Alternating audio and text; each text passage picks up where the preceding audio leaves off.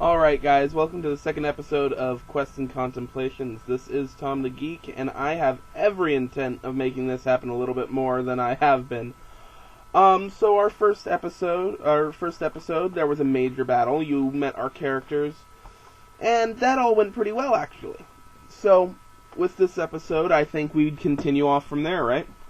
So, first, with the battle over, a few things happened. It took 2 weeks to get our next game going. Things happened, school, and we decided twice a month was perfect for what we were doing at the time.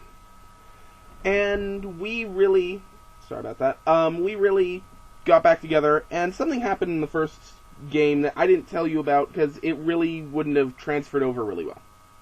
But in the first game, Ziu, our wonderful rogue, got so excited during the battle, she randomly shot her crossbows off in two directions.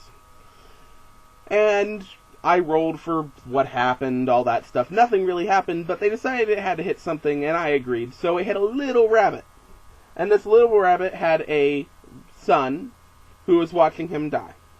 And we decided to make an entire story out of this. It was one of those things that nobody saw coming, but it was actually pretty funny. So the son's name was Kimba. And after all that, the battle continued. I mean, they weren't really that worried about it. But at one point, Toy Bar decided to go off, again, proving that I wasn't doing very good with the battle, and pretty much cut off the rabbit's foot for luck. All while his son Kimba watched. So after the entire week of this becoming a joke at school with the person who played Ziu, she came in and it's like the first thing she wanted to do. She was like, I am going to bury that rabbit. So she did. And she held Toy Bar at gunpoint, crossbow point, while he sang taps, using barred rolls and everything. And she made sure that Kimbo was watching, and they felt that they had ended a possible story arc I'd pull on there. I guess they thought I'd pull Alice in Wonderland White Rabbit type of thing, where the rabbit, became humanoid and decided to exact vengeance on the characters. So, with that done, they continued on, and the officer had told them that they could not collect any of the weapons or anything because he was paying them a boatload of money anyway, and he didn't think that they really needed anything else. He was right, because I was the officer. But he went on and told them about another mission that he needed them to do. They had to go to the next town. Well, they were leaving anyway, but he offered them a job, and it was to tell the king that that they had been victorious in battle and that this town hadn't fallen.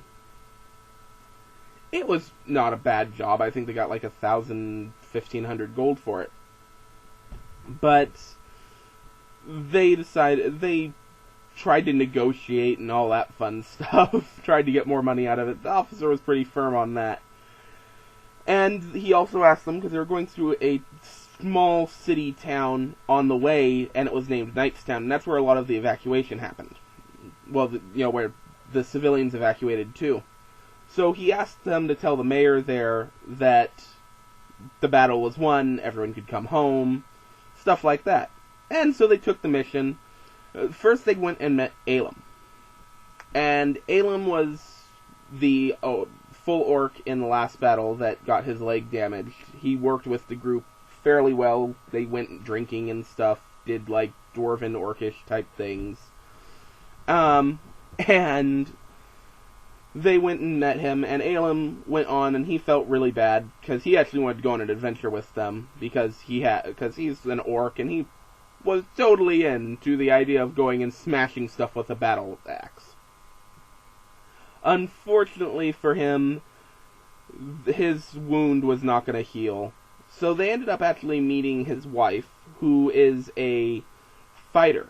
And I actually wrote up her stuff in case she ever came up through, but she was a fighter, just like Elam was a barbarian, and they fell in love through weird backstory that involved the fighter's sister, who was a paladin, who died, but first civilized Elam and a few other orcs.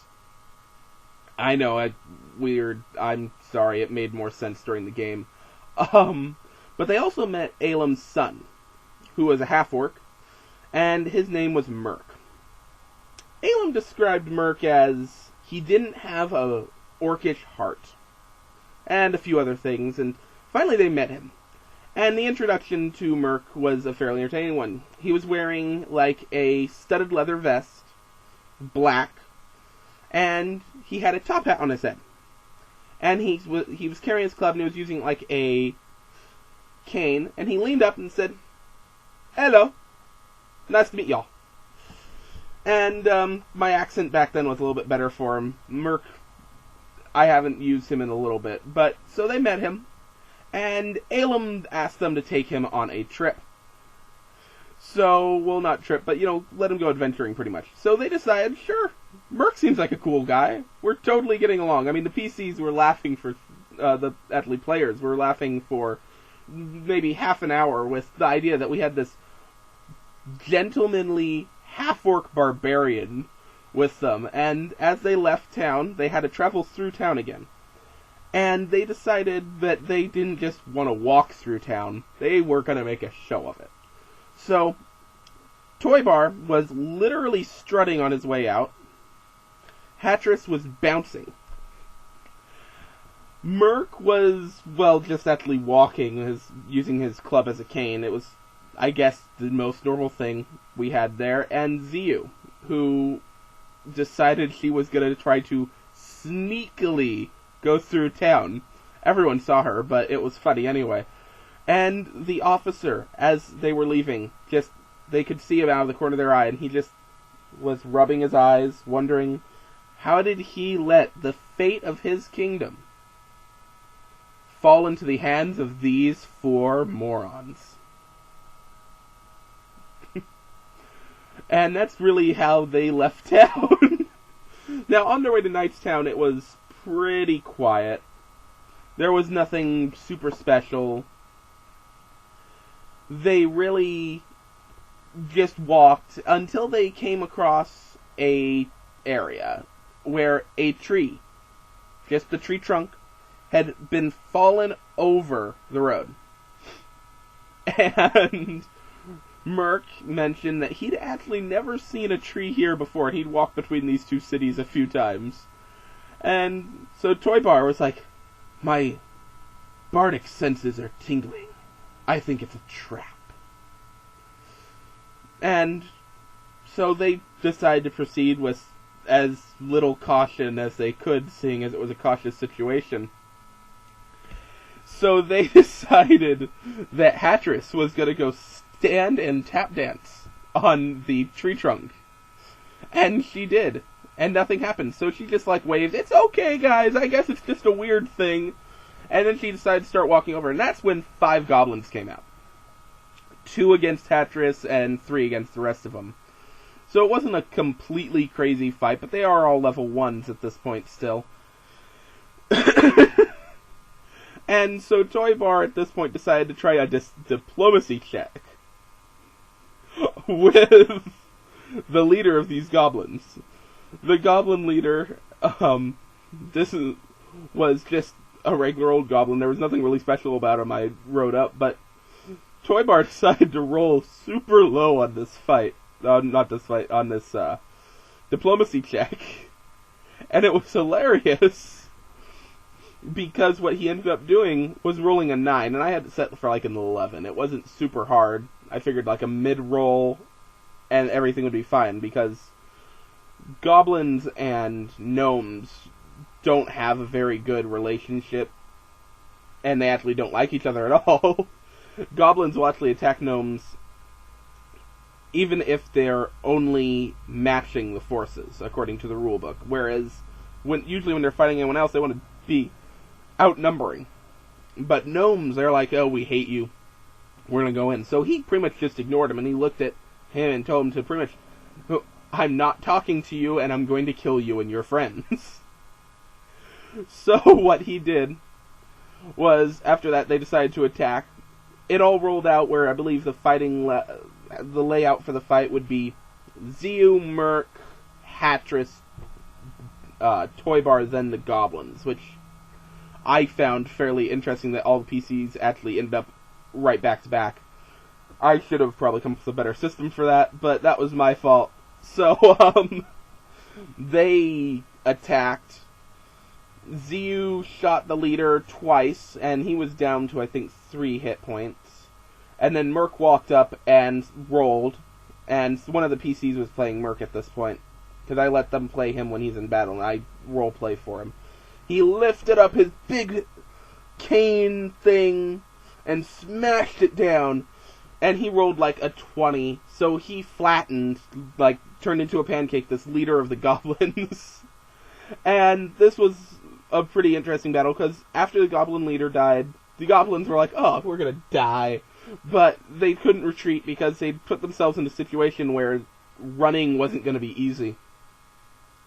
So what they did is they straight up attacked everyone, and it should have been Hatris should have at least gotten hurt. But I was rolling really bad for the goblins, and Hatris was able to shoot the goblins over and over and over again with her magical bow. And she was able to kill all of the 2 goblins she faced within, I think, 2 turns. And everyone was able to finish it off. The goblins, I think, got 1 hit on Merc, which was fairly entertaining, because it was like, I rolled a 1 on damage, which sucked, but they smashed him, and Merc was just like, BAM! So, what happened after that is, they continued on. They looted the goblins for whatever they could. I think the goblins had javelins and morning stars, along with their basic leather armor, nothing special. But they grabbed what they could. Toybar couldn't carry anything, he was maxed out on his weight, and everyone else just kind of grabbed everything and went off, and they decided they were going to, when they got to town, they'd see what they could sell, what they could buy. And they made it to a point where they got to the town, but when they thought the town was, it turned out to actually be the outside of a tent town that the refugees had to start. And they were walking through, it was another mile to the city, they were walking through and they realized that there was maybe like 1 or 2 guard patrols. The city guard was so overextended that they couldn't protect the citizens of both towns from crime. So as they got to town, they immediately went to the mayor, after some prompting from Merc, who said, let's talk to the mayor, then we'll see what we can buy. So, they talked to the mayor. The mayor was so glad when he heard that all these people could go back, and he immediately sent out guards and all that so that he could tell the people, it's okay, you can go home now, everything's safe, go see your loved ones who stayed to fight, get out of my town, we're running out of food. So the PCs ended up going, and they chatted with the first blacksmith they found, and he had an Irish accent, which I couldn't pull off now if I wanted to. I pull off a lot of these accents, and I'm like, how am I going to make this happen again? But they chatted with him for a while, and they ended up finding some stuff. I believe it was Zeu who bought 10 enchanted fire crossbow bolts for her crossbow, and she decided that was good, and she left, and she asked him to put on hold 10 more for Toybar, who also has a crossbow, and he might come in handy since he did have fun with fire last game. And with that, they sold any weapons they could. Merc sold, I think, he had like a Morning Star or 2 and a few javelins. Then they went to an armorer, an armor maker, who specialized in like leather armor. And they chatted with him, and he bought out the leather from the goblins. And that was really the end of this game, well, at least this episode. The goblin thing took longer than I thought, but with that, they all decided, okay, well, we're gonna buy up whatever food we can, then we're probably gonna start heading out of town. And I will cover what happens when they leave town next time, which is gonna be a lot sooner than last time I said next time, I promise. On Quests and Contemplations, this is Tom the Geek, and I am signing out today. If you like all this and you enjoyed my episode, please throw a like or even subscribe.